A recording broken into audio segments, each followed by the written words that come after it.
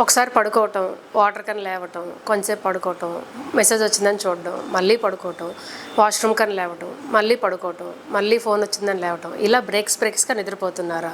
మరి అలా నిద్రపోతుంటే ఆటోమేటిక్గా మార్నింగ్ లేచేసరికి ఫ్రెష్గా ఉండట్లేదు, చికాగ్గా ఉంటుంది. ఎందుకు అలా జరుగుతుంది చూద్దాం. Hi, this is doctor Sushmita Gajula, psychiatrist.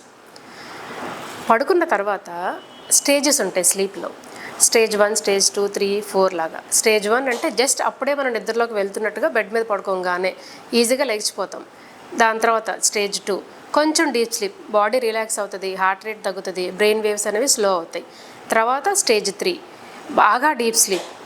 ఆ టైంలో మనిషిని లేపడం కూడా కొంచెం కష్టంగా ఉంటుంది అనమాట.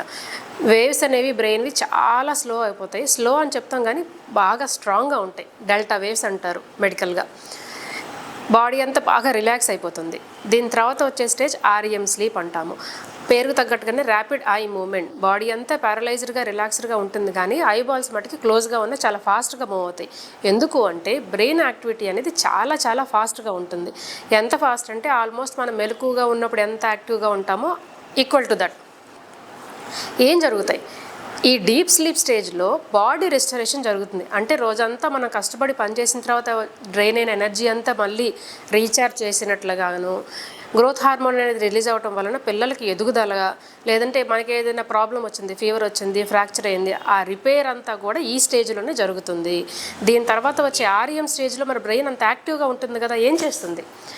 ఫోకస్ని పెంచడానికి, రోజంతా మనకు వచ్చిన ఇన్ఫర్మేషన్ని ప్రాసెస్ చేసి, అవసరమైన దాన్ని ఉంచి మెమరీగా ఫామ్ చేసి, అనవసరమైన దాన్ని తీసేసి ఒక ఎమోషనల్ రిజర్వ్ని తయారు చేస్తుంది అనమాట. నెక్స్ట్ డే లేచిన తర్వాత హ్యాపీగా ఎటువంటి ఒత్తిడి వచ్చినా సరే ప్రశాంతంగా డీల్ చేసే శక్తిని పెంచడానికి ఆ స్టేజ్లో ప్రాసెస్ జరుగుతుంది.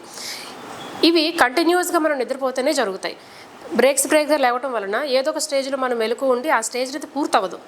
దాని వలన రీఛార్జ్ అనేది సరిగ్గా జరగదు. ఫర్ ఎగ్జాంపుల్, మన మొబైల్ రీఛార్జ్ అనేది కంటిన్యూస్గా దాని తగ్గ టైం పీరియడ్ పెడితేనే సెల్ తర్వాత బాగా పనిచేస్తుంది. లేదంటే కొంతసేపట్లుగా ఛార్జ్ అయిపోవటం, మళ్ళీ బ్యాటరీ పెట్టడం, మళ్ళీ ఛార్జ్ అయిపోవటం. ఇదే విధంగా స్లీప్ కూడా.